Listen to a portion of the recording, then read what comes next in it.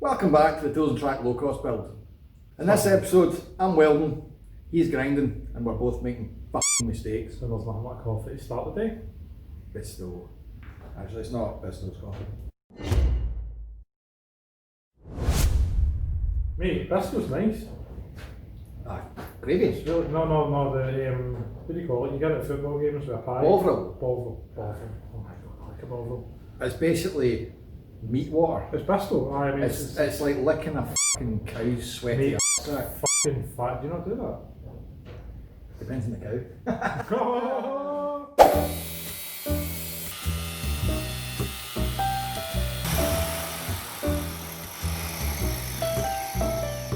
It's a game of patience. But, well, that's a much nicer cut than the rest.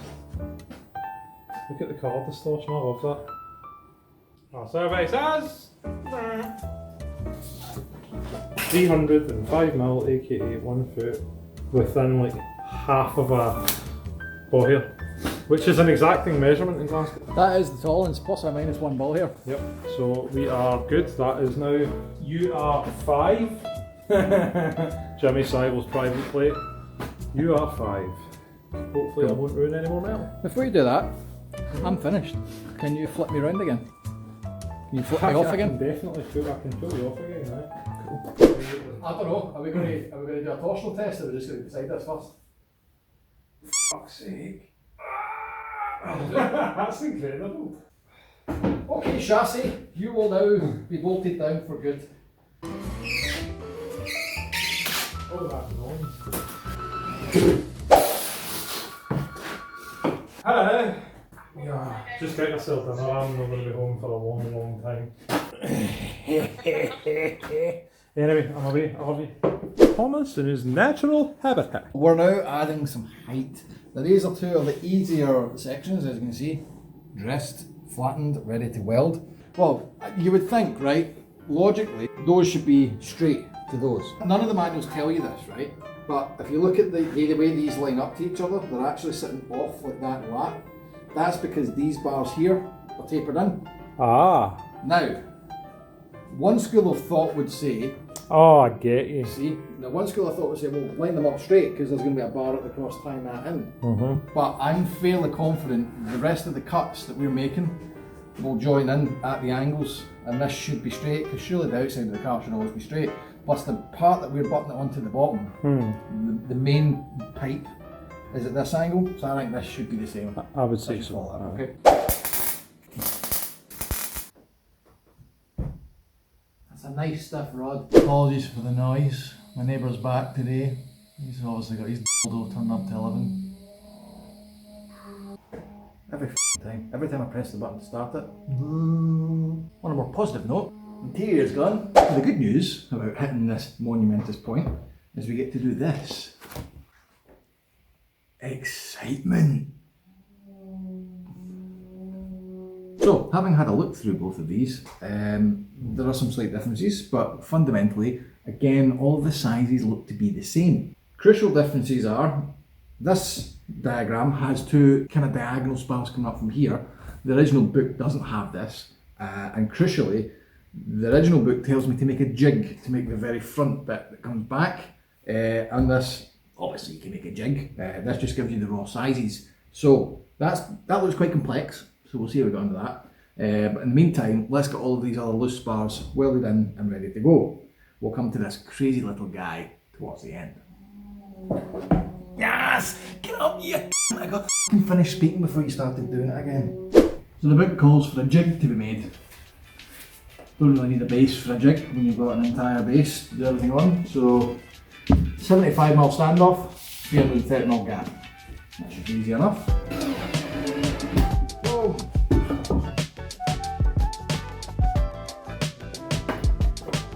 Just finishing my makeup before I go in front of the camera. So that's the easy part. These two bits, that's now going to be the front of the car, or the front of the frame, and this will be the top of the nose cone attachment. So what now needs to happen is, we need to run a spar from here down to there, and a spar from there down to there. Now, that's a lot of what I like to call pokery. On the plus side, at least we know exactly where these need to sit, so there's no guesswork involved thanks to the jig.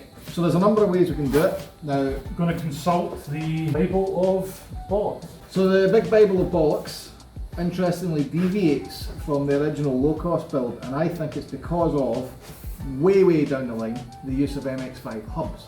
We're going to have to get a length, Calculate a length. cut a gap into it, 14 and 14, so total of 28 degrees of gap, bend it, and then weld it up. We're going to have to do this without the use of the bench grinder, unfortunately. Joy.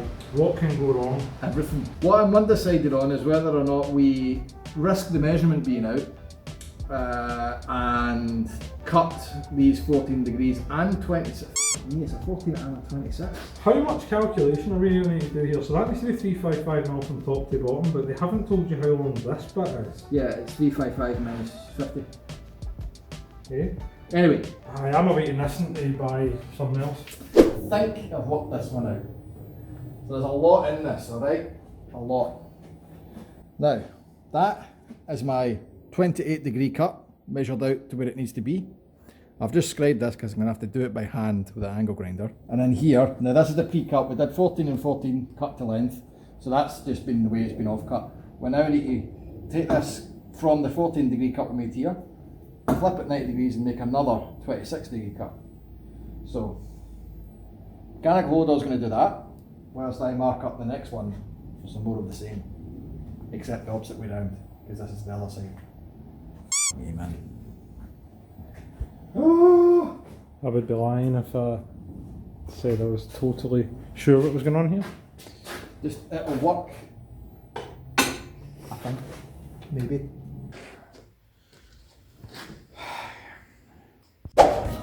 Before we weld it.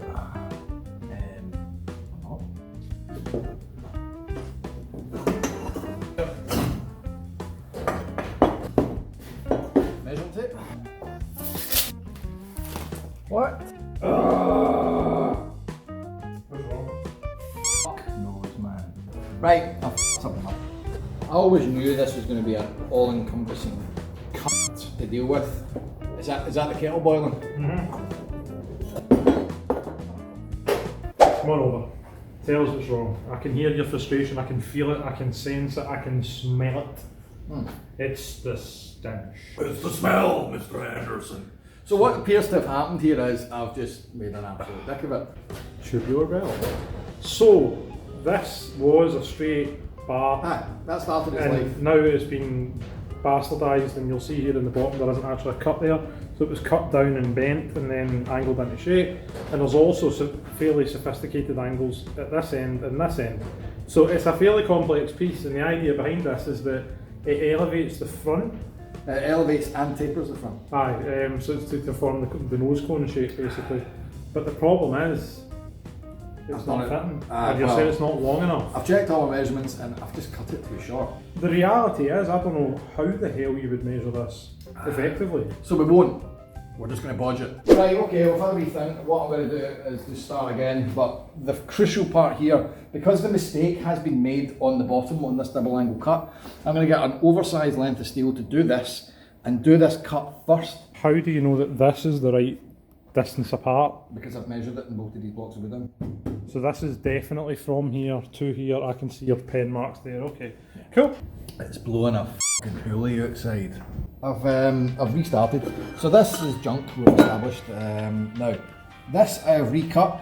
That actual bottom angle, the two compound cuts, that was correct. It was just too bloody short. As you can see, it doesn't seem to tie up right. That's now sitting there, and this is how we're going to do this. And this is where it gets creative. That's my intersection point for the outside of this tube. If I project that down to here, and then looking down, give it a mark, that projected over here is where my cut line needs to be. I'll verify that's correct. That's good. What about like this? Now, if I chop here, it will still line up from here to here perfect. It's the one that I made earlier for the other side. When that's bent, projected like that, what do you know? It lines up bloody perfect. If you have my level of mechanical competence, don't ever even think about trying this. So we're going to tack all that up. We're also going to repeat the same on this side, and we'll be right.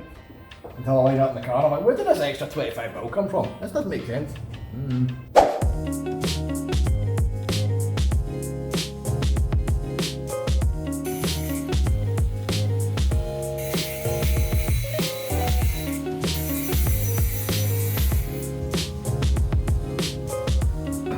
That's how you do it, boys!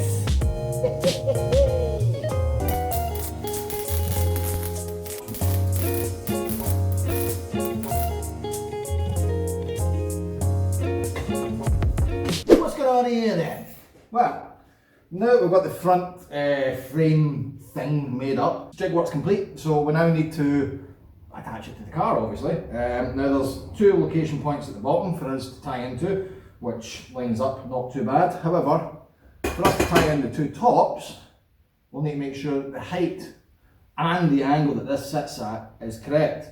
So the simple way to do that is clamp a plank of wood here, clamp another plank of wood across there, and secure the 2 like some mad religious effigy slapped in the middle of the car.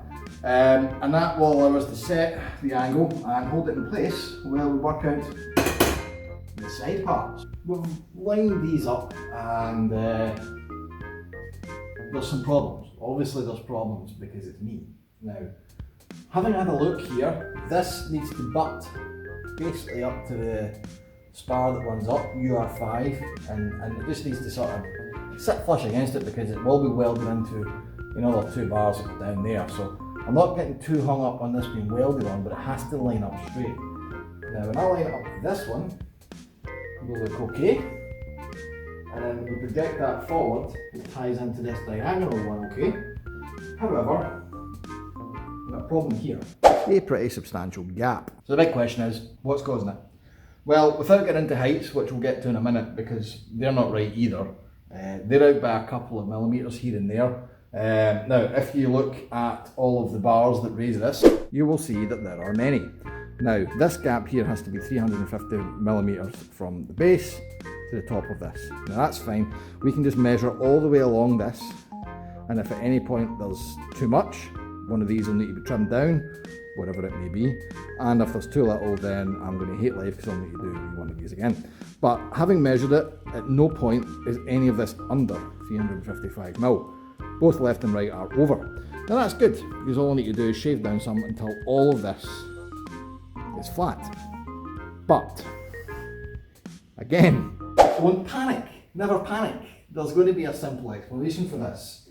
So the first thing I'm going to check is the length of this, because this, no offence, big man, was cut out by a mechanical hold door. There is a chance it might be under, and if that's the case, fair enough, this steel can be used for something else and we'll just cut out another one. So the length that this needs to be, according to here, LR1 and LR2, 1472 on the nose. Damn it! It is actually bang on 1472. This is not my problem. The jig work's going to be the next thing we need to look at. Now, I have measured up here, so that's correct, and I've measured the gap down to here, and that's correct. So this, incredibly enough, has been welded correct. So remember I said I'm going to turn a datum here? I've moved my McChesney clamp over a wee bit, and I've got my centre line marked. So what I'm going to do here is clamp. I'm clamping it because at the moment it's just me here.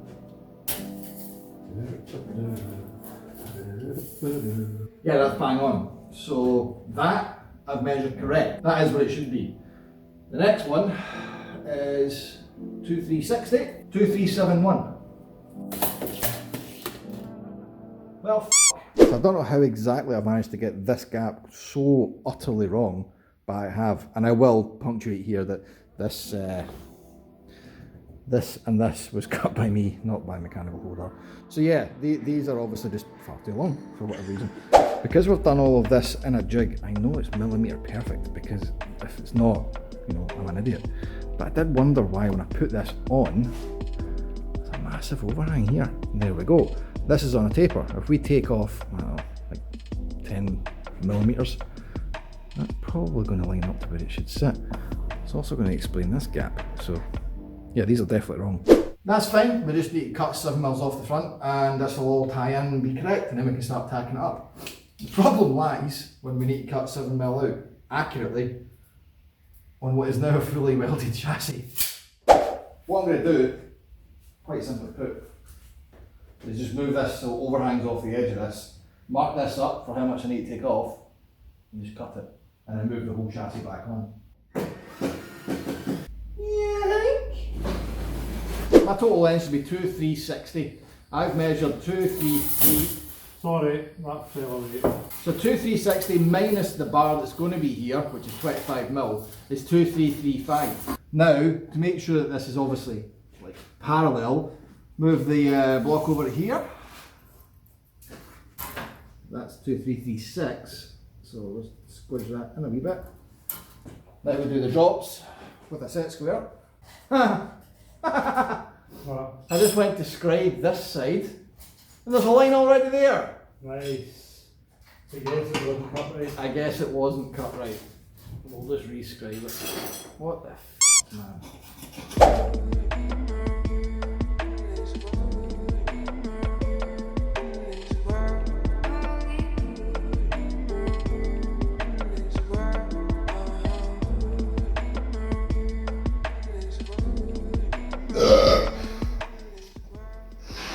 Thanks.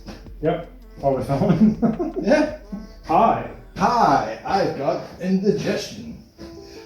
I've got Pepsi. Lots of it. I've got the fear. You And should lots have of the it. feel.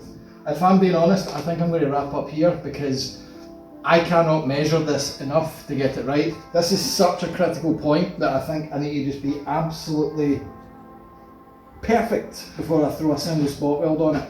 I think the best thing we can probably do is get these spars that go across here and start tying all this in and triangulating it again. As you'll know, triangulation is the key to getting this right, and at the moment I just can't seem to triangulate it to a point where I'm comfortable with it. I really fancy a cup of coffee right now, Tommy. Here you go, David. Thanks very much, Tommy. If you stay with us for a month as a Patreon, you will get a free cup. Who doesn't like a brew while you're wondering where it all went wrong on your build? Hit Patreon and you will get one of these amazing Tools and Track branded cups. You'll get one without an oil fingerprint on it. And with, you can put tea in it. As part of your membership. So, you know, get on it. Once again, thanks for watching, guys, and we'll see you in the next episode. Take care.